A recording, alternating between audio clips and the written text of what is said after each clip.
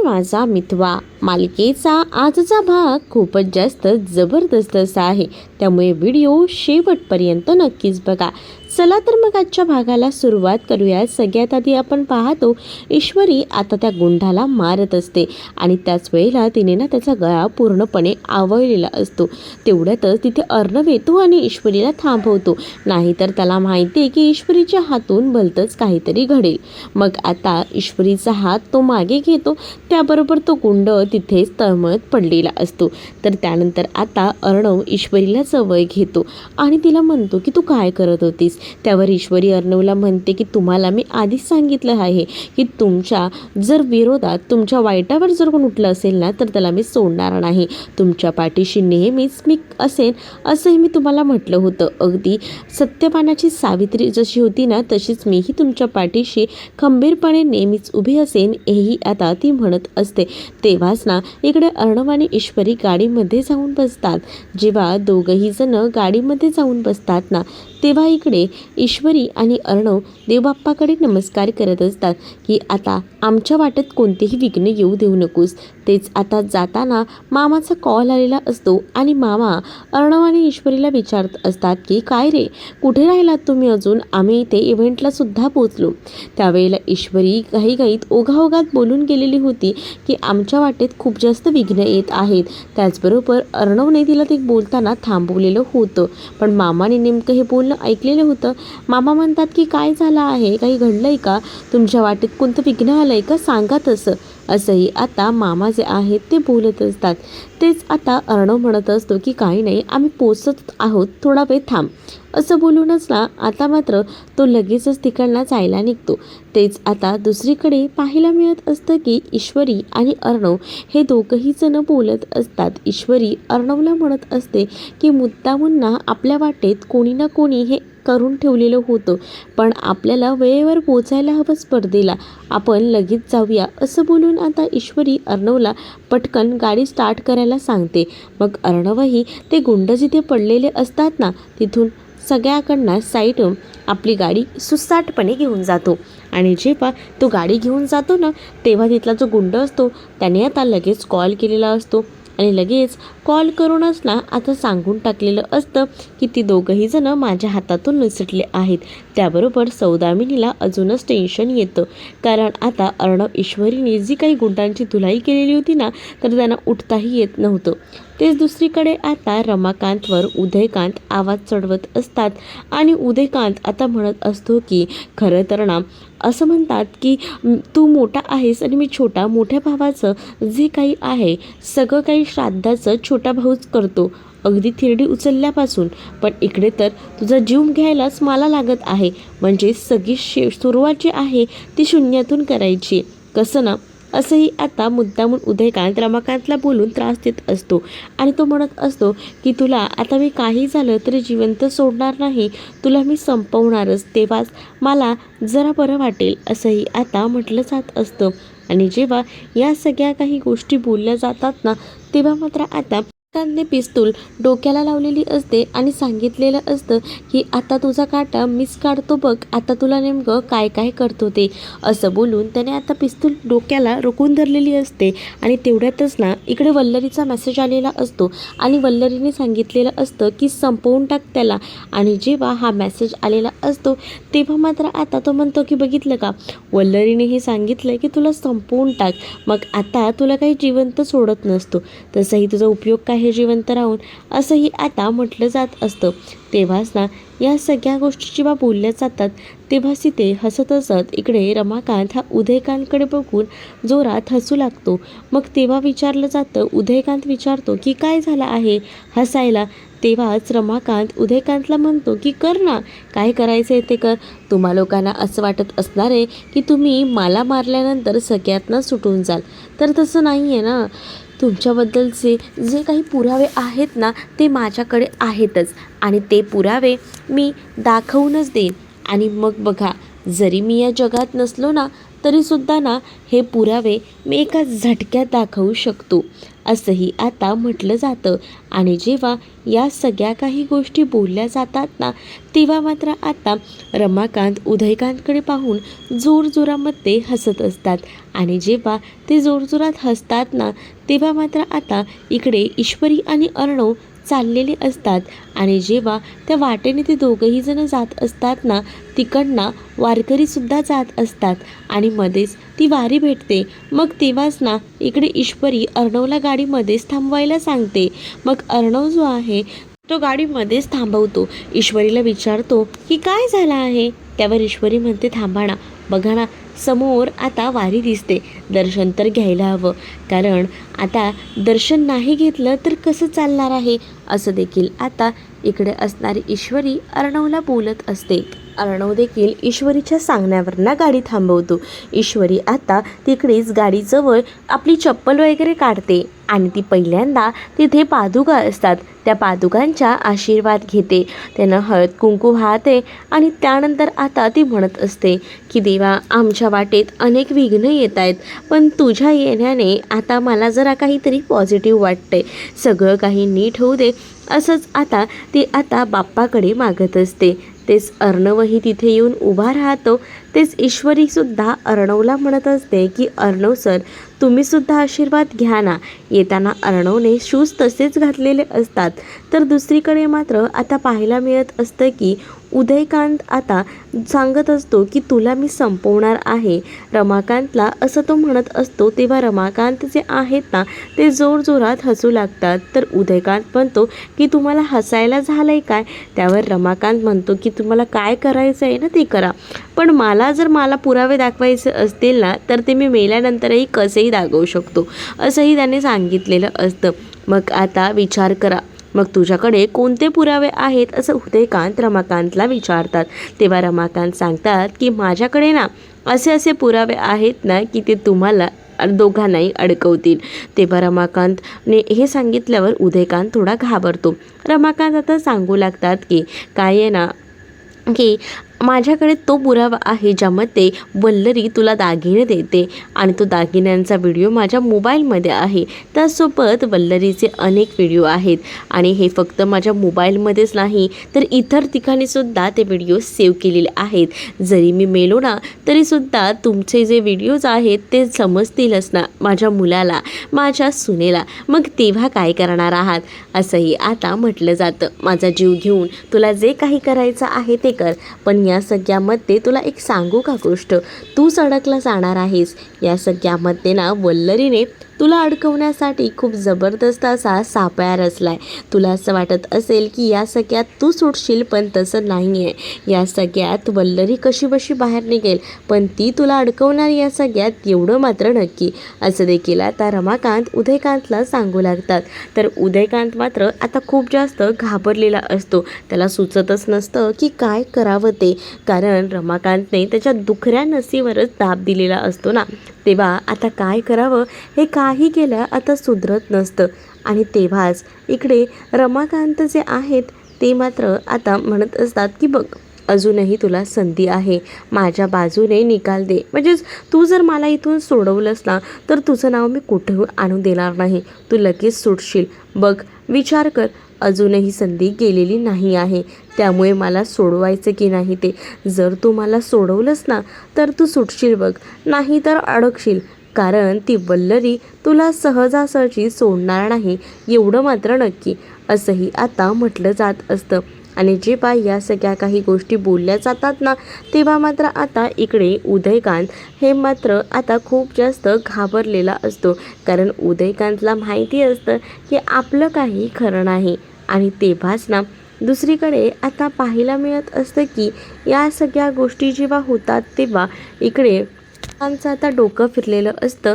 उदयकांतला कळत नसतं की काय करावं ते, आणि त्यामुळेच ना उदयकांतने आपली पिस्तूल रोखून धरलेली असते आणि रमाकांतने सांगितलेलं असतं की तू आता या सगळ्यात अडकणार आहे. मग तेव्हाच ना उदयकांत खूप जास्त घाबरलेला असतो आणि उदयकांत आता घाबरलेल्या अवस्थेत असतानाच ना त्याने आता ही पिस्तूल तर रोखलेलीच असते, पण दुसरीकडे आता त्याने आता मारायला सुद्धा घेतलेलं असतं रमाकांत यांना. तेच आता दुसरीकडे पाहायला मिळत असतं की इकडे ईश्वरी जी आहे ती आता सांगत असते की पटकन आहे ना तुमचे शूज काढा आणि तुम्हीसुद्धा आशीर्वाद घ्या. मग आता त्यांनी म्हटल्यावर आशीर्वाद लगेचच घ्यायला सुरुवात होते. अर्णव आणि ईश्वरी दोघंही जण जोडीने आशीर्वाद घेतात, कारण त्यांना सध्या या इव्हेंटसाठी खूप जास्त देवाच्या आशीर्वादाची गरज होती. आणि कारण अडचणी तर खूप जास्त येत होत्या आणि त्या अडचणींना सुद्धा मार्ग काढणं तितकंच गरजेचं होतं. तेच आता दुसरीकडे पाहायला मिळत असतं की इथे वारीतली सगळीच जणं पुढे पुढे जातात आणि वारी गेल्यानंतर ईश्वरी अर्णवला म्हणत असते की बघितलंत का अर्णव सर, आता तर काहीच काळजी करण्याची गरज नाही आहे. आता सगळीच व्यवस्था एकदम व्यवस्थित होणार आहे, त्यामुळे ना मला जराही आता भीती वाटत नाही आहे. चला, फायनली सगळं काही नीट झालं. तेच इकडे नम्रता आता गेलेली असते आणि नम्रता इकडे आकाशबरोबर गेलेली असताना तिकडे जाऊन पासेस मागते. मग आता नम्रताला ते पासेस भेटतात. नम्रताला पासेस भेटल्याबरोबर इकडे आकाश म्हणत असतो की हे झाले आकाश टेक्स्टाईलचे पासेस, पण मला आता सात्विक फॅशनचे सुद्धा हवे आहेत, मग तेही द्या. तुम्हाला काही सांगितलेलं समजत नाही आहे का? याआधीच मी तुम्हाला सांगितलं आहे की फक्त आकाश टेक्स्टाईलचे पास मिळतील, तुम्हाला तुमचे पास काहीच मिळणार नाही, हेही मी तुम्हाला सांगितलं होतं. गप्पपणे हे घ्या आणि निघा, असंही आता बोललं जातं. मग काय, एवढ्या सगळ्या गोष्टी आता बोलल्यानंतर ना इकडे मात्र आता आकाश त्यांच्यावर भडकलेला असतो आणि आकाश म्हणत असतो की तुम्ही असं कसं करू शकता? माझ्या भावाची सुद्धा एंट्री व्हॅलिड आहे, मग तुम्हाला द्यावे लागतील.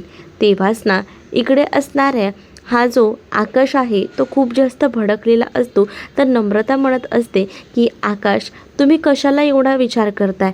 जाऊ द्या ना, आपला तर भेटला आहे ना पास, मग गप्प बसा, असंही आता ती म्हणत असते.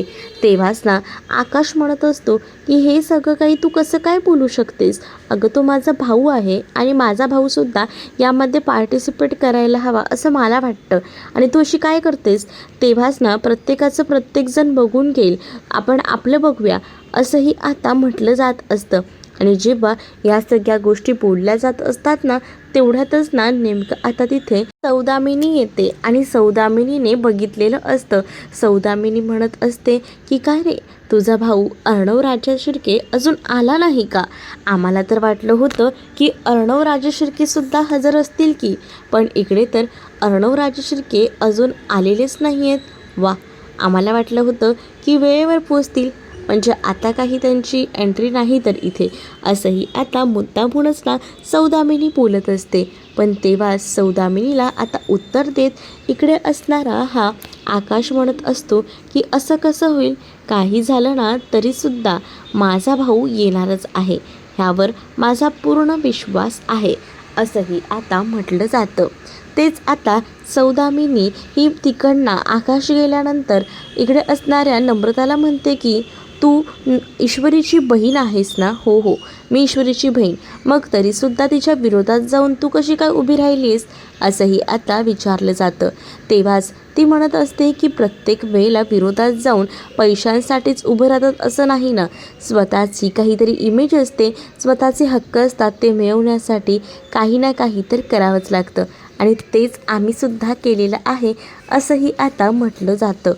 मग जेव्हा या सगळ्या काही गोष्टी आता सौदामिनीला बोलते ना तेव्हा तिकडनं नम्रता निघून जाते. पण सौदामिनीला आता नम्रताचा जो काही विचार होता, ज्या काही गोष्टी होत्या, त्या सगळ्या काही कळलेल्या होत्या, आणि त्यामुळेच ना आता सौदामिनी विचार करते की हीच ती मुलगी आहे जिचा आपण वापर करू नये ना चांगलाच फायदा करू शकतो.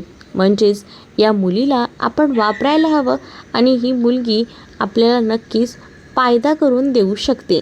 या गोष्टी बरोबर लक्षात आलेल्या असतात. म्हणजे ईश्वरी विरोधात नम्रताला वापरायचं हे सौदामिनीने ठरवलेलं होतं. तेच आता दुसरीकडे ना राकेशच्या पोटात दुखत होतं आणि म्हणून ना राकेश म्हणत होता त्या हवालदाराला, माझ्या पोटात दुखते, खूप दुखते, इकडे पण दुखते, असं बोलून तो आता नाटक करत होता. तेच त्याचं नाटक ना त्या हवालदाराने बरोबर ओळखलेलं होतं. म्हणूनच तो आता हवालदार जो आहे तो म्हणत होता की तुम्ही ना नाटक करताय, तुम्हाला काय वाटतंय मला काही कळत नाहीत का गोष्टी? मला सगळं कळतंय. तुमचं हे नाटक तुमच्याकडेच ठेवा, नाहीतरी याचे परिणाम वाईट होतील. तुम्हाला काही इथून मी दुसरीकडे डॉक्टरांकडे वगैरे घेऊन जाणार नाही आहे, तुम्हाला इथेच सडावं लागणार आहे, असं देखील आता तो हवालदार इकडे असणाऱ्या राकेशला बोलू लागतो. मग राकेश त्याच्यासमोर मुद्दामून झोपायचं नाटक करत असतो आणि असं दाखवत असतो की त्याच्या पोटात ना खूप जास्त दुखत आहे. आणि जसं तो हवालदार निघून जातो ना तसं आता राकेश उठून बसतो आणि जोरजोरात हसू लागतो. आणि तो खरं तर हे सगळं नाटकच करत होता. त्यानंतर आता राकेश जो आहे त्याने ना त्या मटक्यामध्ये मुद्दामून ती पावडर आणून ठेवलेली असते आणि त्यासाठी त्याची एक सगळी नाटकं सुरू असतात. आणि मग जी पावडर असते ना ती पावडर ती हळूच तो मटक्यातून बाहेर काढत असतो. आणि आता तो म्हणत असतो, अरे हे तर काहीच नाही, माझं नाटक तुम्हाला खरं वाटलं का खोटं हे मला माहीत नाही, पण मी तर मस्त नाटक केलं आहे. आणि त्यानंतर ती आता पावडर बाहेर काढतो आणि इकडे तिकडे पाहू लागतो की त्याला कोणी पाहतं आहे का. तर त्याला कोणी पाहत नाही आहे हे त्याला दिसतं. मग आता ती पावडर हळूच आपल्या हातावर घेतो आणि फुंकर मारून ती उडवतो. आणि त्याला हे सगळं करताना खूपच मजा येत असते. खरं तर ना या सगळ्यामध्ये ना तो एक गोष्ट हे करत असतो की त्याला ना अर्णवच्या बँड वाजवायचा असतो. त्याने सौदामिनीला जरी काम करायला सांगितलेलं असलं तरीसुद्धा त्याचा सौदामिनीवर विश्वास नसतो.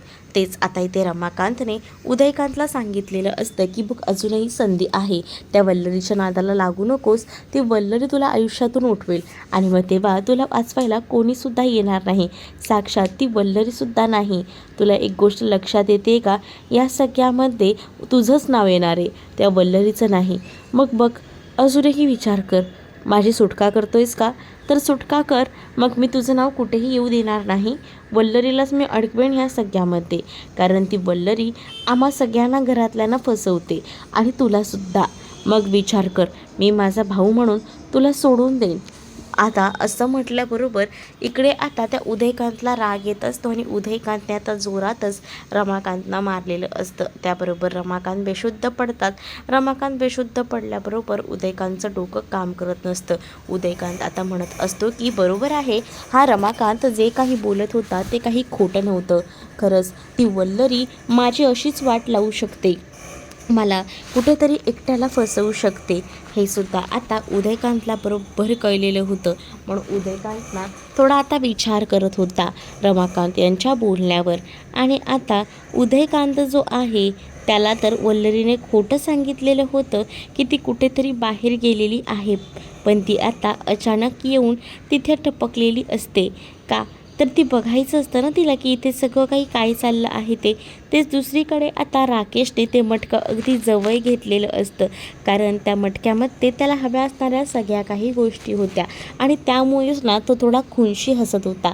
तो आता म्हणत होता की माझ्या वाटेला जर हे दुःख आलं असेल तर अर्णव, तुला काय वाटलं, तुला मी सुखानं जगू देईन? नाही, तुला तर मी सुखानं जगू देणार नाही, कारण तुझा विल्हेवाट लावायचा यासाठी तर मी ह्या सगळ्याची सोय केली.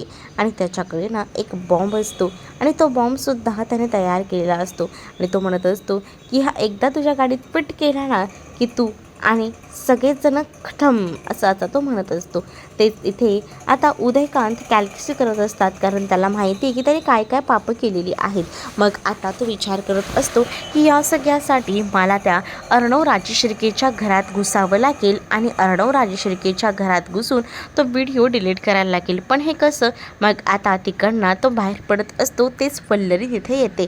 वल्लरी तिथे आल्याबरोबर उदयकांत तिला म्हणत असतो की तू इथे काय करतेस, तू तर मला सांगितलं होतंस की तू पुण्यात आहेस, मग इथे म्हणजे तू मला खोटं सांगितलंस का? मग त्यावर वल्लरी म्हणत असते, मग काय झालं, मी तुझ्याशी खरं बोलू अथवा खोटं बोलू याच्याशी काय घेणं देणं आहे? मला हेच बघायचं होतं की तू काम किती व्यवस्थित करतोयस ते, आणि आता कुठे निघाला होतास असंही आता वल्लरी उदयकांतला म्हणत असते. उदयकांतला आता रमाकांतचं बोलणं अगदीच खरं वाटत असतं, कारण वल्लरी स्वतःचं काम असेपर्यंत गोडी गुलाबीने बोलते आणि काम झालं की आता तिला तिची लायकी जी आहे ती दाखवते. आणि ह्या सगळ्या काही गोष्टींना बरोबर आता रमाकांतने उदयकांत यांना दाखवलेल्या होत्या, पण आता उदयकांतला सुद्धा हे दिसत होतं.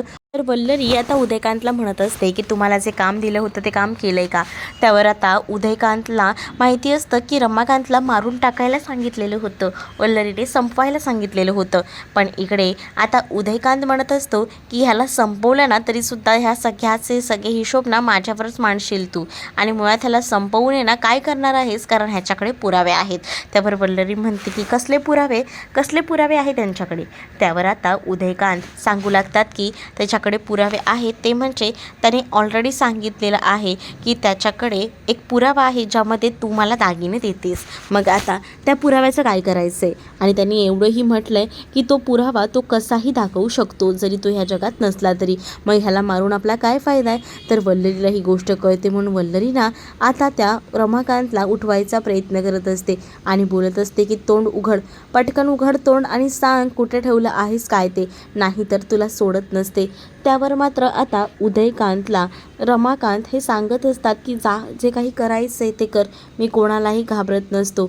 मग आता इथे वल्लरी म्हणत असते की बोल, तोंड उघड, कुठे ठेवला आहे पुरावा सांग. पण तरीसुद्धा ना आता पुरावा कुठे ठेवला आहे हे लास्टपर्यंत मी माझं तोंड उघडणार नाही असं देखील रमाकांत यांनी सांगितलेलं असतं. वल्लरी तर अक्षरशः त्याचं तोंड दाबून त्यांना त्राससुद्धा देत असते, पण तरीसुद्धा ते त्यांच्या मतावर ठाम असतात. त्यांनी काही झालं तरी हे सगळं काही सांगायचं नाही हे ठरवलेलं होतं. मुळीच ना आता वल्लरी आणि उदयकांतला टेन्शन येतं. त्यांना असं वाटलं होतं की या रमाकांतला आपण किडनॅप केलं, या रमाकांतला संपवलं तर आपल्याला जे हवंय ते भेटेल. पण इथे तर सगळाच प्लॅन त्यांचा चौपट झालेला असतो आणि त्यामुळेच ना आता कळत नसतं की काय करावं. तेच दुसरीकडे राकेशच्या हातामध्ये आता तो बॉम्ब असतो आणि त्याने ठरवलेलं असतं की अर्णवसाठी हा स्पेशली आहे, आणि ते बाज अर्णवसाठी स्पेशली असताना माझी मिस इंदोर म्हणजे माझी इंदोरी जिलेबीसुद्धा. मग तो म्हणतो तसंही माझी इंदोरी जिलेबी माझी कुठे झाली, नाहीच झाली ना, मग आता तीही नसली तरी काही फरक पडत नाही असाही विचार ना आता त्याने केलेला असतो. आणि जेव्हा या सगळ्या काही गोष्टी त्याने ठरवलेल्या असतात तेव्हा तो त्या बॉम्बकडे एकटक बघत असतो आणि त्याने आता हे सगळं काही ना मुद्दामून अरेंज करायचं ठरवलेलं होतं. हे या सगळ्या गोष्टी बोलत असताना तो खुनशी हसतसुद्धा असतो, कारण त्याला अर्णवचा काटा काढायचा असतो. अर्णवमुळे आता तो ह्या जेलमध्ये होता, या गोष्टी त्याच्या डोक्यात चांगल्याच फिरत होत्या. वर तो म्हणतोसुद्धा सौदामिनीला काम करायला सांगितले, पण सौदामिनी काही कामाची नाही आहे. तर पुढील भागामध्ये पाहायला मिळतं उदयकांतच्या डोक्यावर जोरात रमाकांत हे बांबू टाकतात आणि त्याला तिथेच एकदमच बेशुद्ध करून टाकतात. आणि त्यानंतर रमाकांत तिकडनं कसाबसा पळ काढतात, कारण रमाकांत आता तिथे थांबायचं नसतं, त्यांना तिकडनं सटकायचं असतं आणि यासाठी त्यांनी आता तिकडनं जोरात पळ काढलेला असतो. उदयकांत तिथेच पडलेला असतो. तर इकडे ईश्वरी आणि अर्णव चाललेले असतात. तर आता ईश्वरी आणि अर्णवला मध्येच ना रमाकांत दिसतात. रमाकांत दिसल्याबरोबर ईश्वरी अर्णवला गाडीमध्येच थांबायला सांगते आणि तुमचे तिथे बाबा होते असं ती म्हणते. अर्णव म्हणतो इथे कुठे असणार आहेत बाबा, पण ईश्वरीला दिसलेले असतात. पण इकडे जे बाबा असतात ना ते धडपडत कसे रस्त्यापर्यंत आलेले असतात, कारण त्यांना आता तिकडनं लवकरात लवकर पळ काढायचा असतो. तेच त्यांना ना गाडीसुद्धा दिसते अर्णव आणि ईश्वरीची, म्हणून त्या गाडीकडे ते एकटक बघत असतात. तेच इकडे उदयकांतने आता वल्लरीला कॉल केलेला असतो आणि वल्लरीला कॉल करून सांगितलं जातं की रमाकांत माझ्या तावडीतून पळाला आहे. आणि ही गोष्ट जेव्हा आता वल्लरीला समजते तेव्हा वल्लरीला समजत नसतं की आता काय करावं. सगळीकडनं तिचं मरण झालेलं होतं, म्हणूनच ती आता पुरती घाबरलेली होती. तर तुम्हाला हा भाग कसा वाटला आहे हे मला कमेंटमध्ये नक्कीच सांगा आणि अशाच नवनवीन भागांसाठी आपल्या चॅनलला सबस्क्राईब करायला विसरू नका. चला तर मग भेटूया पुढच्या भागात. तोपर्यंत टाटा बाय. व्हिडिओ आवडला तर लाईक करायला विसरू नका.